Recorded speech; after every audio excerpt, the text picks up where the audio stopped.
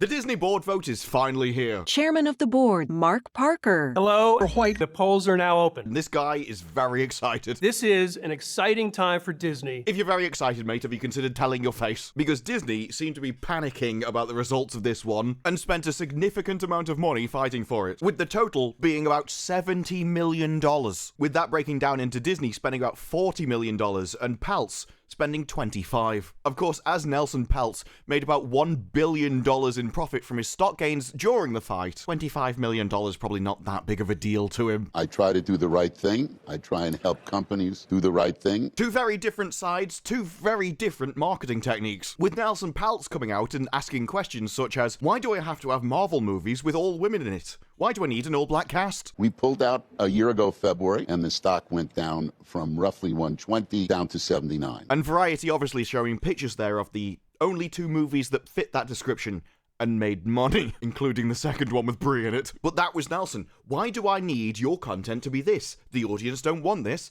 Maybe we should try something else. He wasn't even saying what I'd say, that we should fire Bob Iger and really... mediocre at best. Terrified that one day he'll be discovered as the aging, talentless hack that he really is. Nelson just says he wanted another voice in the room, one that actually made some sense. Disney, though, took a different tactic. They decided to make this animation. Friends, relatives, and esteemed chairman, you're probably wondering what we're all doing here today. A fitting accent there for Disney, I think, and decided to have a narrator describe their voting card by spitting the name of it repeatedly throughout the video.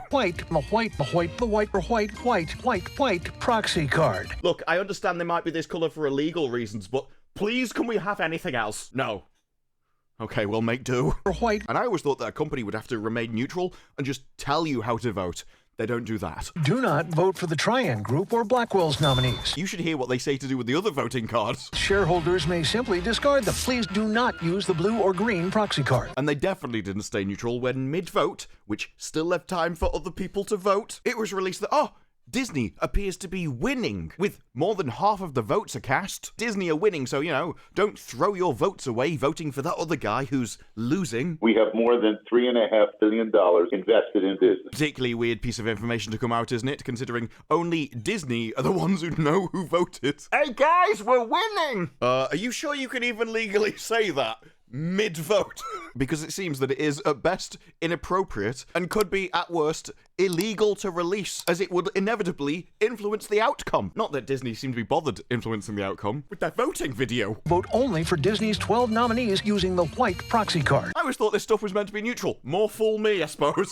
And all of that leads us back to the vote, where Bob Iger won. Disney definitely lost, because Nelson Peltz has asked for a board seat before. They stepped down when Bob Iger promised them a load of stuff, and this happened. Stock went down from roughly 120 down to 79. So he came back and tried for a board seat again, with them asking around the end of November, and then as the fight heated up and it got closer and closer to the actual vote, the stock continued to rise. We'd built in the chance for hope, maybe change was on the horizon. That's not going to happen anymore, though, is it? Will we see a repeat of the last time he stepped down as hope dies? Because if that happens, well, he's going to try again. We've got a new set of promises, and I hope they keep them. But if they don't, you'll see me again, Jim. It'd be interesting to see whether Bob can hold on next time. You can make all the promises in the world, but if you don't keep them, eventually, even the stock market isn't going to be stupid enough to believe you. Tell it to the judge. The judge is the public. Well, you can argue what can one board seat really do. It still would be a voice in the room. A voice asking for change, rather than just put there to agree with Bob Iger. Because while Bob says that Disney's job is not to advance any kind of agenda, well, there's a time and a place for companies to weigh in on issues, and it's actually something that I think CEOs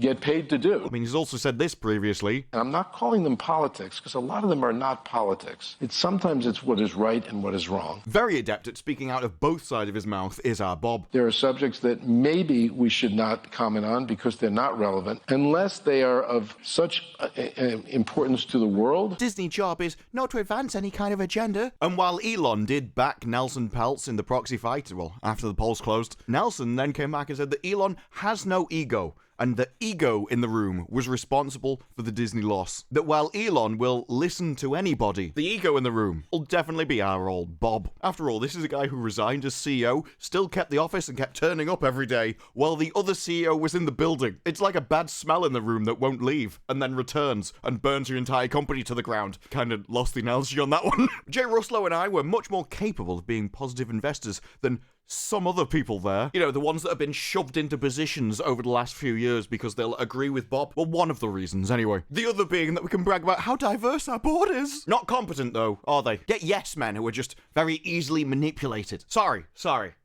And yes, women. We are so fortunate to have such a talented board. And you may think Disney won. They won the vote. So obviously the investor call went well. No, it didn't. In fact, he got off to a flying start. I've often said that one of the greatest attributes of Disney is the mere fact that people expect so much from us. My body has been irreversibly damaged, and years later, my chest is still in bandages. What will they think of next, you might hear someone say, or only Disney can do that. Disney, in its arrogance, has responded to our proposal by stating that I am only trying to generate attention for a limited agenda. Our plans are ambitious, our strategy is working, and our future is bright. Current or past employees whose bodies and lives have been irreversibly harmed will show up at your door looking for justice and restitution. We welcome that challenge because it motivates us and energizes us to always be bold in everything we do. Yes, the woman speaking there came from one of the proposals that came before the actual vote took place. And these proposals were really varied, let's put it that way. For instance, there was one that wanted to know the benefits of political spending. To demonstrate the company's spending is rational, strategic, and producing a positive return on investment. But at first, it might seem like that's a reasonable idea. I can fully understand why we shouldn't get involved. No. Our company has supported politicians working against progress on climate. It's not getting involved in it that's the problem. It's that she thinks you should only get involved in one particular side. Accountability to shareholders, that it's spending its political dollars wisely and in alignment with its core principles and interests. Everyone knows Disney's principles at this point, something which I could only describe as evil. And she goes on to describe a list of things that she doesn't think that you should be giving money for, because, don't you know, they won't let you do this to kids. 3/4 of Disney's political contributions went to anti-choice politicians in Florida. They don't want you to crush a baby's skull. Disney, how dare you support that? Even from just a purely business perspective, you've got to think she's the thickest investor to have ever lived. Even disregarding any moral considerations, this is Disney, a children's brand. Every investor should be supporting the creation of more children. More children, more customers. More customers, more money. People keep calling Nelson Peltz an activist investor. Activist investor, or I think constructivist investor, Nelson Peltz. He just wanted the company to make more profits by destroying its future customers.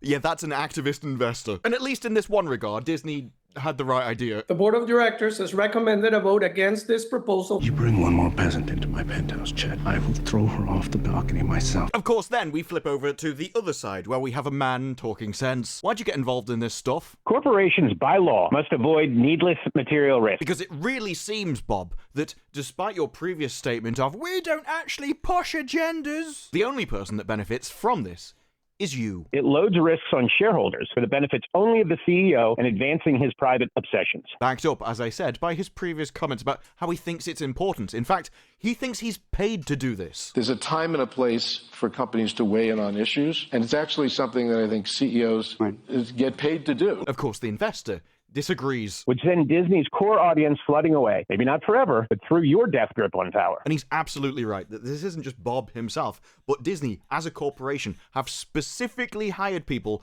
to turn the corporation into an ideological machine. You hired and kept people who boast it. They make Disney entertainment designed to drive away Disney's core audience. They boast it. They put it into their entertainment, and it repulses the customers. It actively harms the business, and yet the business doesn't seem to be trying to reverse that in any way or get rid of those people. In fact, as Bob has previously stated, and I'm not calling them politics because a lot of them are not politics. Sometimes it's what is right and what is wrong. He doesn't even consider these to be controversial issues. This is settled. His morality is settled. Even he considers it to be a moral stance. Good versus evil. He just doesn't seem to grasp that he's definitely on the latter side of that arrangement. So is it any wonder that it repulses the parents? All the corporation's uber-loyal customer base then try to convene a new one submissive to your extremist niche worldview. And then the Disney board members got re-elected. It was time for the victory lap from Bob Iger. Peasant in my penthouse. There were many strange comments, such as what they did after their last shareholder meeting. Important transformation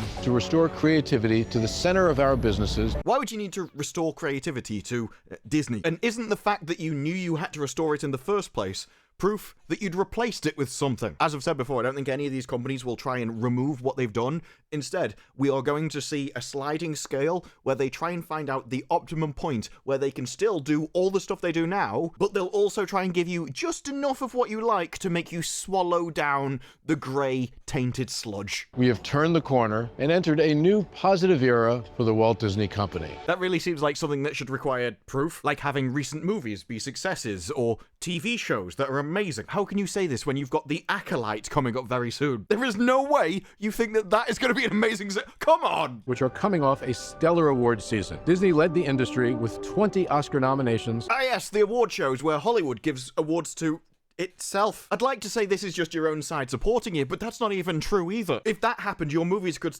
actually still be successful. But even the people that agree with you don't like them. So when it comes to award shows, this is just people sniffing their own farts who award people that like doing it too. Bob Iger then gave a speech about all the new things that were coming up and various different clips of movies. Kingdom of the Planet of the Apes, Deadpool and Wolverine, Alien Romulus, and Mufasa, the Lion King. Isn't it so exciting what we've got ahead for Disney? And then you're like, yeah. The hope that Nelson Peltz could turn the company around has now died. But we could desperately try and buffer the inevitable decline of the stock market by, look at all this new stuff. And I mean, look, it got me excited. How could you not want to see a movie with this description? Inside Out 2 and the many emotions in Riley's teenage mind. Well, that's me sold. But no, this section all seemed a little forced to me, especially given the quality of it. He might as well have come out and just gone, Disney's gonna be more of the same, folks. We remain poised to reach profitability in our combined streaming business by the end of this fiscal year. Well, that's gonna be an interesting target. I wonder what accounting you're gonna have to do with that one. Especially because Disney Plus has been such a massive loser for them in the past. For Disney, streaming losses and TV decline are a 1-2 punch, where previously it's been losing things like $500 million a quarter and has more than $11 billion lost total. So even if they do close that $500 million a quarter loss, we're still gonna have to dig out $11 billion before we genuinely hit profitability, and that's assuming there is no creative accounting going on, such as paying yourself for your own movies. He then goes on to talk about their partnership with Fortnite, which is weird because I kind of thought they already got one. There was already things like Thanos skins in Fortnite, so at the moment all of his vague comments don't really make any sense to me. Interesting to see how that actually develops. And then the parks, which genuinely are making money, for now. The big issue with the parks is that they rely on the IPs that you're currently destroying in entertainment, and so it could just be that they will get hit by the ripple effect of people falling out of love with your IPs from your entertainment, and then they can't be bothered to go to your parks. Walt also understood the power storytelling has to connect us all to one another. But that's because his values were closer to those of the foundation of the nation, and so more people actually agreed with them. Your ideas are trying to stage a revolution against the past, and you're like, oh, Walt Disney! Trust me, you don't want to ask the question, what would Walt think? What would Walt think now? And our company, like our storytelling, has always been a force for good in the world. Your morality is entirely inverted in the stories that you tell, which is why the villain generally turns out to be the good guys, and the good guys are just evil. For instance, in Secret Invasion, You really should have kept your promise. breaking a promise to a 9-year-old is not reason to destroy the Earth. You're right. Oh, shut your face, Fury. Or The Acolyte, where you're literally going to be making heroes of the Sith. Oh, but they're fighting against the institution. They're fighting against power. Also, they can claim power for themselves. Yeah, you're not going to get away with the Disney as a force for good angle on this one, Pop. We welcome that challenge because it motivates us. But then it got really strange. Like, at least before, in the first part of the video, there were people involved, and then they vanish, and it seems to get replaced by robots. No, seriously. We will now begin the question and answer portion of the meeting. This sounds like an AI robot voice asking the questions, and then Bob Iger, who sounds more like Zuckerberg. We expect to continue growing our subscribers over time, and ultimately, our goal is to achieve double-digit operating margins. Absolutely no charisma, no emphasis. Jello, I'm gonna be doing this. No wonder they had to play music on top of his inspirational speech. What will they think of next, you might hear someone say, or only Disney can do that. Otherwise, no one would have got an air of happiness and optimism from that speech at all. This marks the most significant technical, operational, and product advancement to Disney Plus since its launch. They would have been topping themselves from the boredom of it all, dipping into comas. And it reflects a wider tech transformation that has been underway in our streaming business for the last 2 years. That's why, don't worry, I'm not going to be subjecting you to those. Not least because I'm not sure I could handle it myself. And that entire section is peak corporate. For a company that's supposed to pride itself on entertainment, you had a robot voice reading out vetted questions that you'd already written answers to and were just getting him to read them back. We don't even know if he wrote them himself, which, considering his presentation and how he's doing definitely a reading voice, like he's seen them for the first time, then my money would be on that he didn't. No, instead, the reporting on his statements is far more interesting than how he presented it himself. I especially like this one, which seems to show him as either disingenuous or low IQ. And honestly, given how inept he is with entertainment, it could be either. A lot of people don't even understand the definition of the word. Oh, so how are they communicating about it then? To use a word, they must have an idea of what it means, and the person they're talking to must also have an idea of what it means. That's how they can have a conversation about it. That's how they can use the word to describe something. And you're like, no, they don't know what they're describing. Of course they do. They know what they're talking about when they use the word. And it doesn't matter if you don't like the word. It doesn't even matter if you have a different definition that you'd prefer to use. The only thing that matters is what they are talking about. The point of a word is to transmit an idea from my head to your head. You may not even like how I phrase it. You may not like the grammar that I use or the way that I speak or my presentation. I may not even be able to speak the language very well. But none of that matters as long as I manage to transfer that idea from my head into yours. And you know exactly what they mean when they say the word. So I don't care if you don't like the definition. You know the audience hates it. You see your profits plummeting. Stop pissing doing it. But no, master of definitions, master of morality, only Bob here knows true evil. We're now free to focus on moving the company forward, with succession being top priority, despite the fact that we've been saying that for years, but it's never happened, except the one time it did, and then I came back and succeeded him. I'm sorry, just doesn't seem like it's that important to you, considering it's never happened. The board engaged the process the moment I came back. So the board are as inept at that as they are at making entertainment, are they? This is their number one priority that they've never been able to do. They can't even do the one thing they care about. They formed a committee right away. No wonder they couldn't get anything done. And they've been having meetings regularly, with even more meetings going forward. No wonder they can't get anything to do. They just formed a committee and kept meeting and doing nothing. We don't take actions around here, we just have more meetings about it. And then, while talking about Peltz, they said his presence on the board, we believed, could be distracting and make it very, very difficult for us to do our jobs the way we feel they need to be done. How on earth do you expect us to be evil when there's a guy going, do you think it'd be better if you didn't? Do you think you'd make more money if you stopped engaging in that farce and actually, started putting things like family values into it for once? I loved it. Maybe our heroes could be heroic and our evil villains could be evil, rather than the other way around. I can understand why somebody going, do you think you could just tone down the hellfire a bit, could be distracting for you, when it seems like that's your number one priority. And then we get down to his weird definitional term. People don't understand it. I think the noise is quieting down, yes. Just because you're ignorant of it, Bob, doesn't mean it doesn't exist. I know for a CEO of your magnitude and your ego, it's probably very difficult to understand that the rest of the world exists outside of you, and that just because you're not aware of something doesn't mean that it disappears from reality. But unfortunately, just because you're ignorant doesn't mean a problem has gone away. Our number one goal is to entertain. The bottom line is infusing messaging as a number one priority in our films and TV shows is not what we're up to. Well, actions speak differently. You've got all that power, but there is a way to get rid of it. I was relieved too, till I watched that hateful ass speech you made. Check your two balls very carefully. All evidence to the contrary. Could have finally understood why every time he chose you instead of me. It's not about you! Oh, it's so annoying! We've even got The Acolyte coming up, where all of the people in that cast disagree with you. In a very woman-centered world, Star Wars is very, patriarchal. They wanted to fight against everything good in the universe, to the point where they put the Sith as the good guys. We're fighting against the power! This isn't about good or bad. This is about power. Going to be from the perspective of who we usually see as the villains. Yeah, they need to be entertaining, except they're incapable of it. And where the Disney company can have a positive impact on the world, things like fostering acceptance. Why? Why do you want to foster acceptance? What you should be fostering is exclusivity. You should be fostering standards. You should be focusing on excluding as many people as possible so that you only take in the best people in your company. All these people down here, no, don't accept those. Those people should not be accepted in your company. You just want anyone of a certain measure of talent, because those are the only people who can be entertaining. This is like the Oscars all over again. The Oscars incredibly exclusive, or at least it should be. The Oscars should only accept the absolute peak of entertainment. Everything else, no, get rid of them. You don't want to accept those. You want to order things by hierarchy and just ignore everything below the absolute best. Like murderers, don't accept those, no. Californian values, no, we don't want evil over here, thanks. We're not going to accept that. The industry talks a lot about identity. At the end of the day, this is a story of representation, and it matters. We're only going to accept good, moral, heroic, masculine values. Those are the things which we built the foundation of Earth on, and those are the things which society is going to use going forwards. So when you say things, we need to understand people of all different types. No.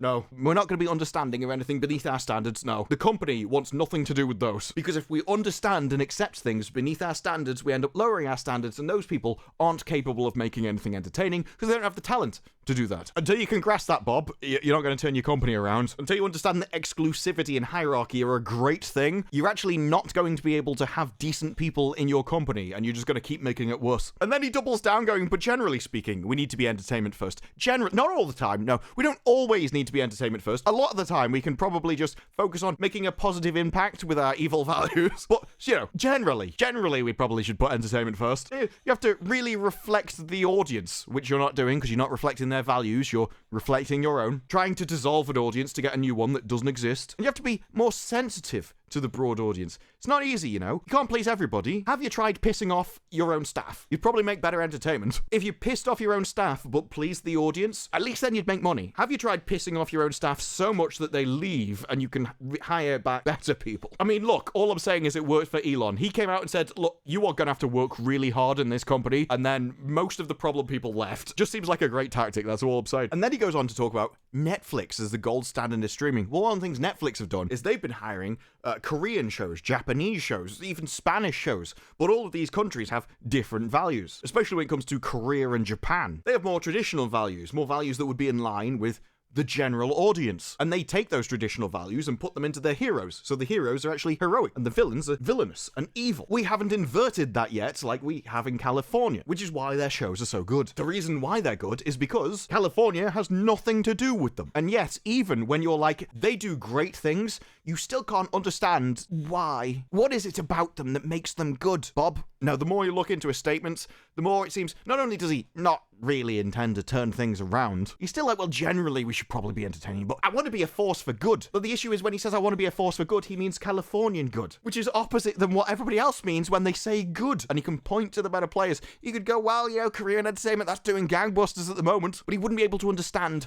why people liked it, because he's still focusing on the wrong things. He's focusing on the wrong values. Oh, we need to be tolerant. We need to be acceptance. We need to accept everybody and understand everybody and not have any standards. How is that a way to rule a company? And that's why even if he did want to turn it around, even if he's like, no, this must change, couldn't do it. He doesn't have the will to do it. And because he doesn't even think that other people know what they mean, I don't think he does. I think this is just basic projection. I'm not even sure Bob could point to the people in his company who were, let alone fire them or describe why they should be fired. Could Bob listen to these people and point out why what they're saying repulses the audience? I don't think he could, because he repeats the same values. He doesn't realize that anything worth having is exclusive, because exclusivity is standards. And the only way you can be a world-leading entertainment organization is by making the best stuff. And that means you need the best people. And you can't have the best people unless you're exclusive, unless you're willing to prioritize the best people over anybody else. Unless you're willing to look at people and go, look, you know, it'd be great if you had a job, but you're just not good enough. It's not accepting, it's not understanding. But it is how you fix your company. And the best thing about it is, once you set those standards, other people will work to improve. They'll try and get over that line so they can get a job, as opposed to yours where, no, we need to be accepting or understanding. We'll take anybody. And so you're just like, everybody's fine in the same place they are. They don't need to work to improve. We'll just take you as you are and give you a load of money for it. You're not going to fix your company in that way, Bob. And you're not going to fix your company until you realize that maybe other people have a point. And maybe there is a problem. A rot at the core of Disney. Maybe it's you. But those are just my thoughts. What are yours? Let me know down in the comments below. Like the video for like video, subscribe. More videos like this in the future. I'll see you in the next one. Bye-bye.